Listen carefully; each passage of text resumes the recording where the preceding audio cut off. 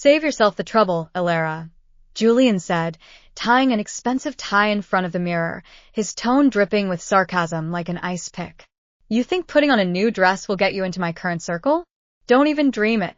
Tonight's gala is packed with top-tier international investors. Wearing that outfit and stepping into their midst would only make people laugh at you. He turned around and gave me a thorough once-over, his eyes brimming with disdain. The old connections from those 3 major consulting firms? They've long since stopped being enough to keep you afloat in this world. Face it, you're simply not up to par with who I am now, let alone worthy of being the public face of Vortex Tech. I clenched my fists so tightly that my nails nearly dug into my palms, while his family sat in the living room, completely oblivious to it all, even wearing expressions of tacit approval. This time, I didn't argue. I just gave him a cold glance and turned sharply away, heading straight for Cape Cod. As the last rays of the setting sun began to fade, my phone suddenly lit up. Dozens of messages from investors flooded in. Clearly, something had gone terribly wrong, but this was only the beginning. Stand right there, Julian commanded, pointing toward the corner of the bedroom. I'm going to practice my investor pitch, and you'll just be a distraction here. He'd already changed into a custom-tailored suit, getting ready for tonight's gala. I'd originally offered to help him rehearse, just as I'd done every year for the past several years, ever since Vortex Tech was still just an idea. Forget it, he added. You go ahead. The audience tonight is completely different from what you're used to. These are international venture capitalists, not the kinds of clients you used to deal with at those top 3 consulting firms. He turned his head toward the mirror, adjusting the Atherton tie around his neck. My mom's coming over tonight. She's the only one who can really support me. She understands the rules of this world. What? I stood in the doorway of our penthouse bedroom, where we'd lived together for 7 years, watching him practice his smile in front of the mirror. It was then that I realized, in this marriage, I'd long since become nothing more than a mere formality. His dismissive attitude shouldn't have surprised me at all. Over the past few months, subtle signs had been piling up one after another, but I'd always brushed off those tiny hurts, attributing them to the stress of the Series C funding round. Yet now, as I watched him rehearse his facial expressions again and again, as if he were an actor preparing for a role, I finally understood. This wasn't just stress. This was simply who Julian Cole had become. Maybe, deep down, this was the real Julian. The Julian who'd shed his hoodie from his entrepreneurial days, who'd stripped away all those vulnerable moments when he needed me. Years ago, Julian would even break into a sweat just from the thought of standing in front of a mirror. I still remember how, back then in our garage, he'd be surrounded by a pile of crumpled notebook pages, frantically rehearsing a 2-minute pitch, preparing to present it to our very first potential investor. His hands were shaking so badly that he could hardly hold onto the papers. That whole night, I helped him practice breathing techniques, reorganized his key talking points, and even recorded his speech on my phone so he could listen to it himself and refine his delivery. By the next morning, he delivered the pitch flawlessly and secured our seed round funding. Yet today, he's dismissing as worthless the top-tier corporate clients I once served, clients who, when Julian couldn't even afford to hire a sales team, became Vortex Tech's earliest enterprise customers. Back then, I tapped into every single connection I'd made over 5 years at the 3 major consulting firms, repaid countless favors, squeezed meetings into weekends, and turned casual coffee chats into full-fledged product demonstrations. It was precisely these initial contracts that helped Vortex Technology survive its first year after founding. But clearly, those contributions have been completely erased from the company's official narrative. You're still here? Julian asked without turning around, still staring into the mirror. Right now, he was practicing that confident, CEO-style laugh, a laugh so different from his real one that I hadn't heard him laugh from the heart in months. I walked barefoot back to the kitchen, my footsteps silent on the marble floor we'd chosen together all those years ago.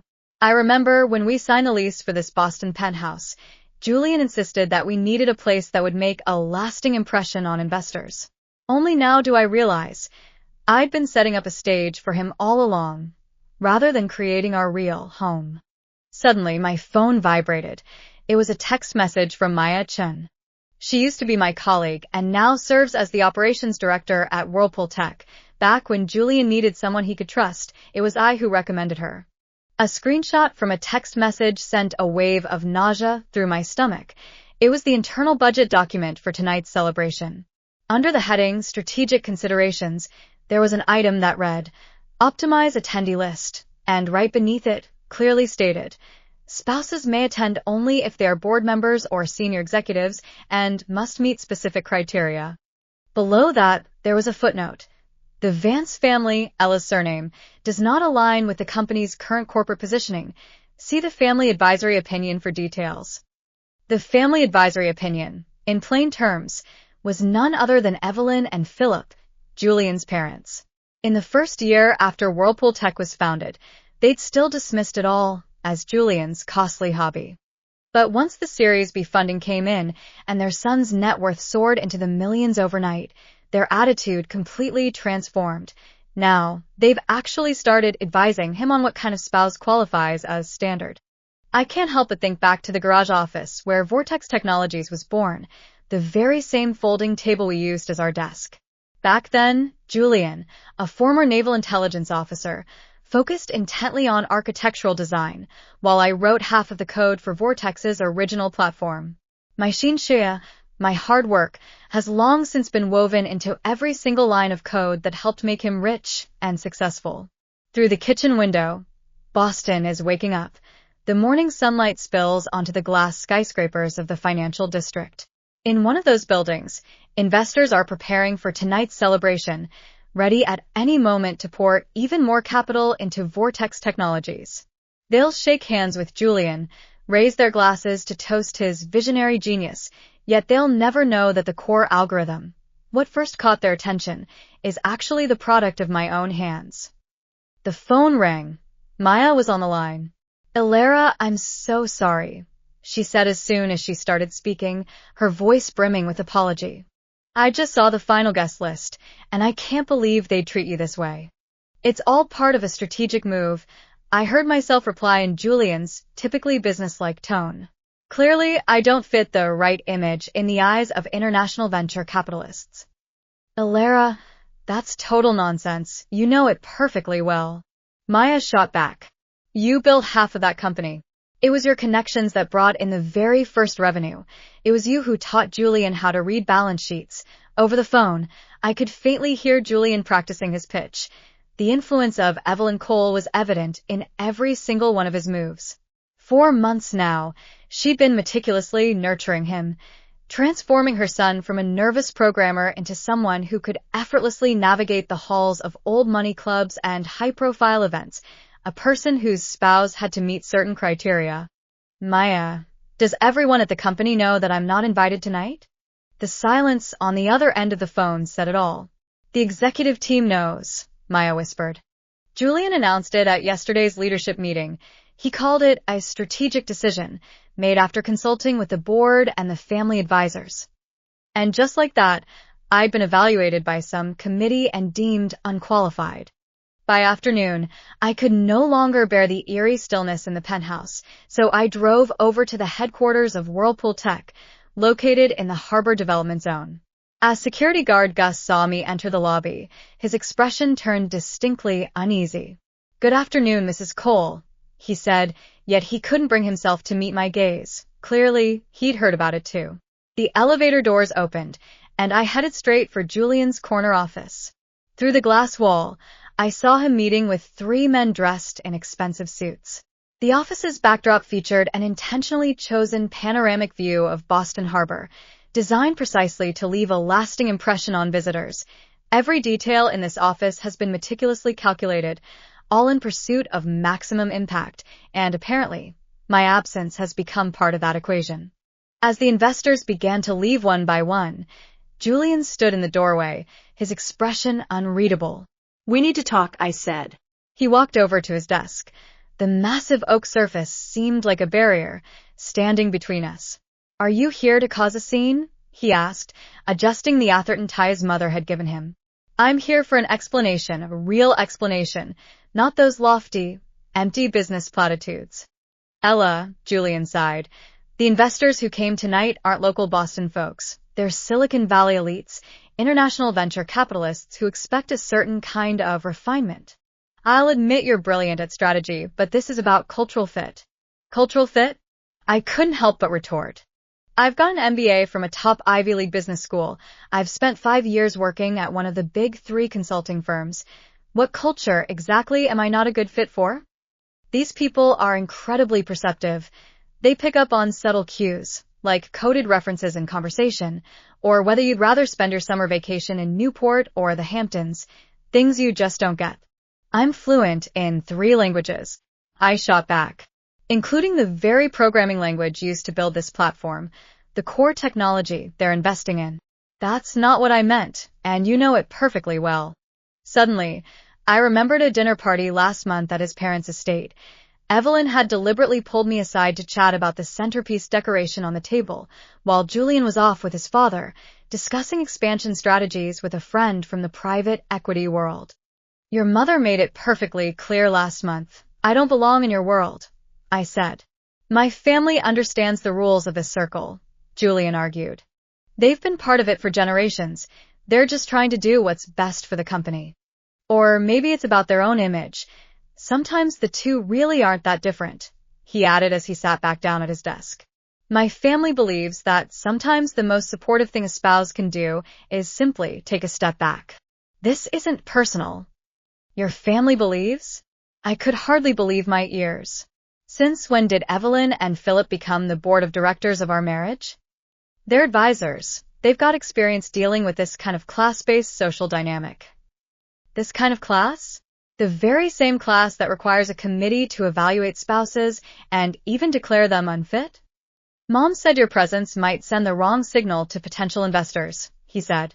Are you saying they're looking for a certain type of wife? He didn't deny it. The celebration is about to start. I need to get ready. That was all, just a crisp, curt dismissal, like a formal termination notice. You're right, I said softly. I really am not cut out for the world you've created. I walked toward the door, then turned back to glance at him one last time. Your parents must be so proud. They've finally molded you into exactly the kind of person they've always wanted, a person who measures others' worth by strategic value. On the drive back to the penthouse, the car was utterly silent. I immediately pulled out my phone and started searching for vacation rentals. There's a cozy little cottage on Cape Cod available for immediate occupancy. I end the photo. The cabin boasts rough wooden walls and furniture of various styles, items that Julian would have deemed undignified. I packed my bags methodically, deliberately selecting those very comfort jeans and old university sweatshirts he'd always criticized. Each time I picked up one of these items, it felt as though I were rediscovering a lost part of myself. I placed my set of keys on the marble countertop, next to the festive invitation bearing only Julian's name. There was no note, just a silent departure. The moment we drove away from Boston, I felt as if I'd finally shed a heavy burden. The Massachusetts coastline stretching ahead seemed to promise the possibility of simply being true to myself. A few hours later, I turned onto the gravel road leading to the Cape Cod cottage. As the tiny wooden cabin emerged through the faint mist, the tightness in my chest suddenly dissolved. You must be Alara, said Silvana, the homeowner, standing on the porch. You look just like someone who needs to disappear for a while. She handed me the keys and a bottle of locally produced wine. This little cottage was nothing like our penthouse apartment back in Boston. Its floors creaked, and the furniture seemed to have been accumulated over decades. Yet as I gazed out through the salt-sprayed window at the boundless ocean, I felt a sense of belonging I hadn't experienced in years. That first night, I listened to the ocean's eternal lullaby, put my phone into airplane mode, and tucked it away in my suitcase. The next day, I walked along the beach until my legs ached. The autumn air was crisp and sharp. I stopped and carefully examined a perfectly spiraled seashell, suddenly remembering how to use the old camera I'd brought with me, a camera I'd bought back in college, long before I'd been hired by that top-tier consulting firm. And on the third morning, Silvana appeared on my terrace. You've got that look, she said, her head bent over her sketchpad. The kind of look that comes when you're re-examining your entire life. Is it really that obvious? Alara, she replied, I've seen all sorts of runaways. You're one of those who've been living, well, let's just say, living someone else's life. My husband thinks I'm not refined enough to fit in with his new social circle, I said. I don't meet the standards for attending the celebration his company is hosting for its investors, a company he himself helped me found, by the way. Silvana chuckled. You know what I love most about the ocean? It simply doesn't care about your net worth. Whether you're a billionaire or an artist, the waves crash onto the shore in exactly the same way. Suddenly it hit me. This ocean doesn't care at all whether, according to the Cole family standards, I'm not refined enough. It just remains itself, vast, candid, and utterly indifferent to human vanity. That afternoon, I cooked a simple meal, sat on the patio without checking the time, and enjoyed it until the sun began to set. Later, I found a diary and started writing. At first, I wrote about Julian, but gradually other thoughts began to flood my mind. The photography career I'd once dreamed of, the novel whose outline I'd once sketched out. Finally, I realized that it had never been our company. It had always been his company, and I'd merely been the one who helped him build it. As the sun slowly sank below the horizon, hundreds of miles away, the doors of the Copley Square Ballroom were about to open for the Vortex Tech Investors Gala. Every single detail in that place bore the invisible imprint of my hand, but my actual presence, it seemed, had been deemed out of step with the times. My phone lay face down on the wooden table, and as usual, curiosity began to nag at me. What if he needed me? I turned on my phone, and the screen was instantly flooded with messages, each accompanied by a succession of alert tones. Most of the missed calls were from Maya, and her texts grew increasingly frantic. Ella, please call me back immediately if you see this. Something's happened. Everything's spiraling out of control. The investors are pulling out, and Julian's completely fallen apart. Then, a text from Evelyn Cole popped up. Urgent family matter. Please call me back right away. I immediately called Maya back. Thank God you finally answered, she said, panting. It's those Germans behind it all. The due diligence documents. Julian asked the analyst to compile them thoroughly, and as a result, the analyst threw everything in there. Budget files, email exchanges, including that strategic memo listing you as excluded from attendance because you don't meet our standards of sophistication, and even the email Julian sent to the board, which said, my wife's attendance could send the wrong signal to the outside world, undermining the company's sophisticated image and clashing with our positioning. The wine glass slipped from my hand and shattered into pieces on the terrace floor. The German had seen it, Freya Richter herself, the very woman who wields a $2 billion fortune.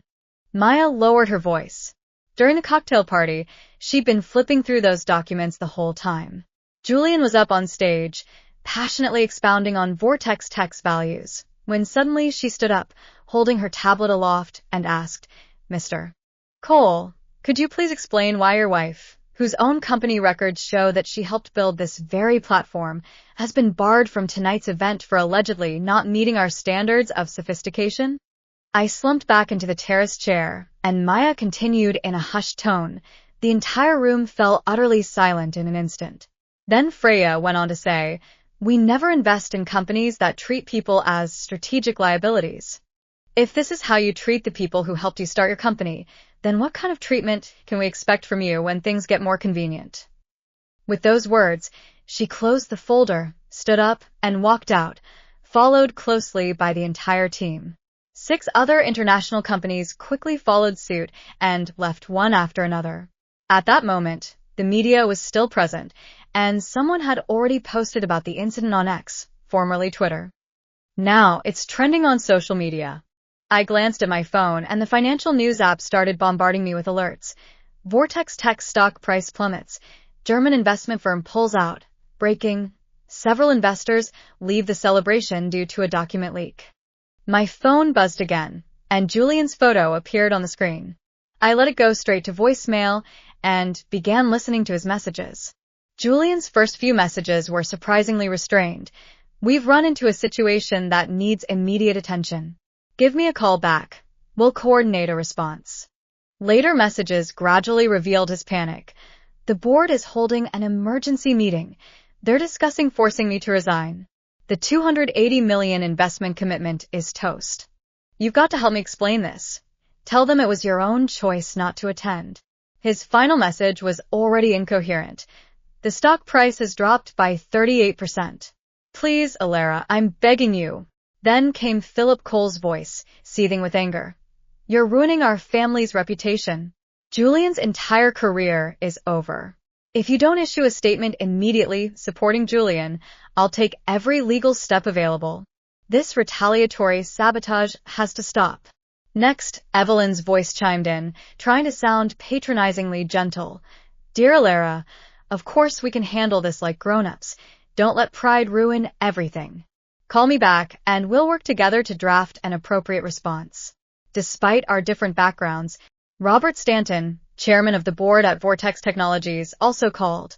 The board is prepared to offer you a consulting contract, $200,000 for 6 months, on the condition that you sign a non-disclosure agreement and issue a statement clarifying that you're choosing not to attend tonight's event because you're focused on personal projects. This will protect everyone's interests. Give me a call within the hour. Essentially, it was nothing but a bribe. At the time all this was happening, I was sitting on the terrace, gazing out at the sea.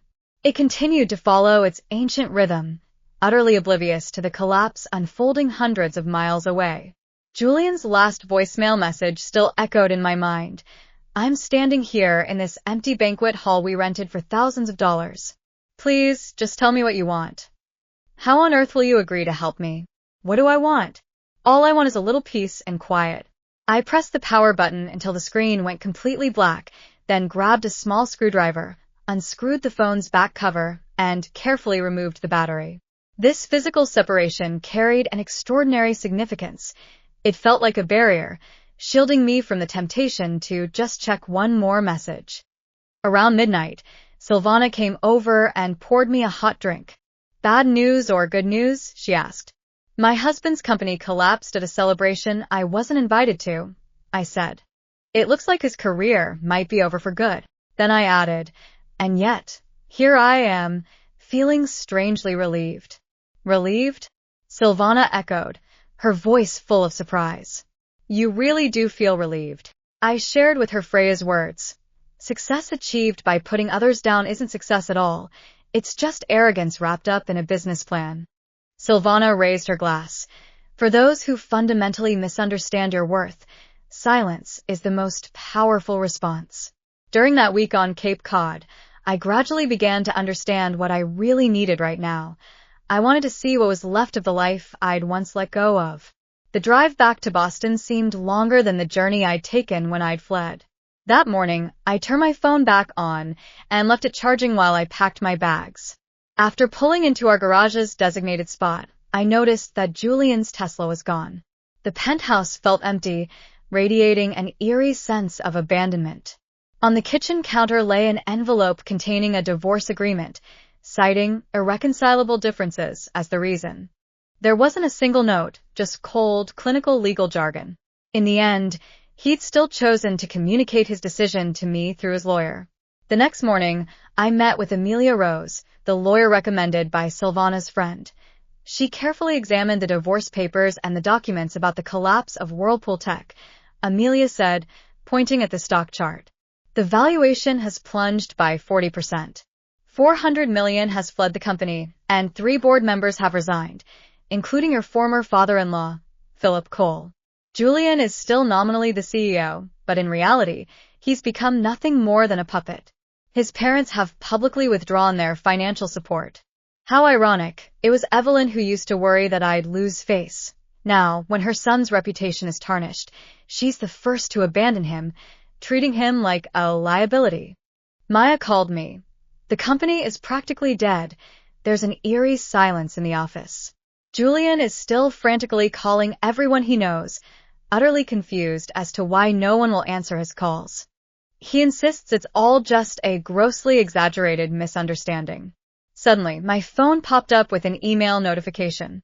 The sender was Freya Richter, and the subject line read, "A conversation worth having." The email said, MS.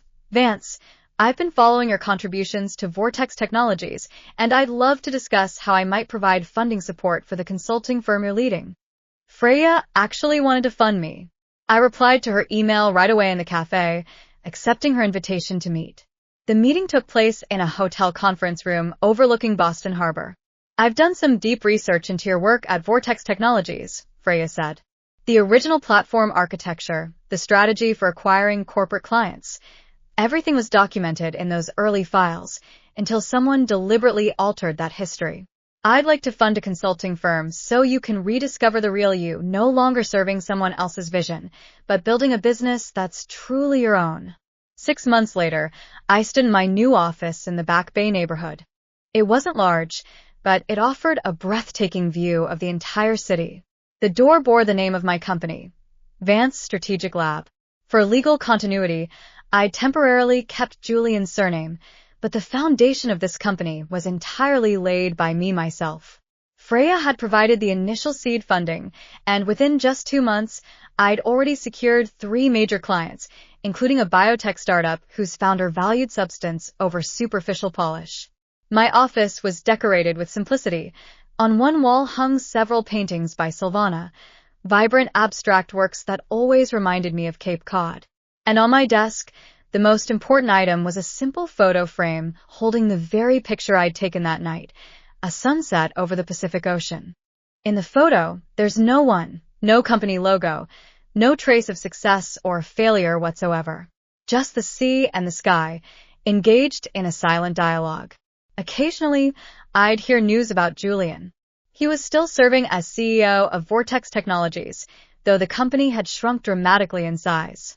In May, Maya forwarded me an announcement. Julian had become engaged to Serafina Hayes, the daughter of a prominent Boston family. In an interview, Evelyn commented on Serafina. She comes from a good background and truly understands our world. The implication was all too clear. Julian had finally gotten everything he'd clearly been striving for all along, a suitable wife, the title of CEO, and his mother's conditional approval. Yet in that engagement photo, there was an emptiness that even professional photography couldn't quite conceal. The Cole family's social standing had plummeted, and Evelyn and Philip had quietly stepped down from several country club committees. Someone overheard Philip complaining, "We should never have encouraged Julian's ambition," pushing him beyond his capabilities. The very family that once dismissed me as not refined enough has now begun to tiptoe carefully, avoiding public appearances themselves. I shut down my computer and gazed out the window at Boston Harbor. Sunlight streamed across my desk, illuminating the photograph of the Pacific sunset, a vivid reminder of that moment. During that week on Cape Cod, I learned something profoundly important. The ultimate form of revenge isn't a hysterical tirade. Rather, it's about leaving behind, with sheer strength, those who once looked down on you, so utterly that they no longer even deserve the privilege of looking up at you. Julian did indeed marry Serafina, whom he deemed a match made in heaven, yet he now finds himself clinging to Vortex Tech, a company on the brink of bankruptcy, reduced to nothing but an empty shell. Every day, he's forced to beg and plead just to keep it afloat. That former aura of elite status has long since crumbled into dust. The Cole family has become the laughingstock of high society. Evelyn and Philip were forced to sell their estate to cut costs, and no one anymore courts their so-called refined standards. As for me, thanks to my own hard work and Freya's unwavering support, Vance Strategic Lab rose to become an industry benchmark within just 6 months. Top-tier entrepreneurs who truly value real capability have been flocking to us. My name has now become synonymous with professionalism and reliability. The ocean never cared about elite circles, and neither do I. I've long since turned those dismissals and hurts into fuel for my journey forward, living exactly as I've always dreamed, independent of anyone else, unyielding to any arbitrary standards, building my own kingdom with my own 2 hands. This kind of success, earned through sheer grit and determination, feels far more satisfying than any calculated act of revenge could ever be. And this freedom that requires no one else's approval, is the ultimate thrill of all.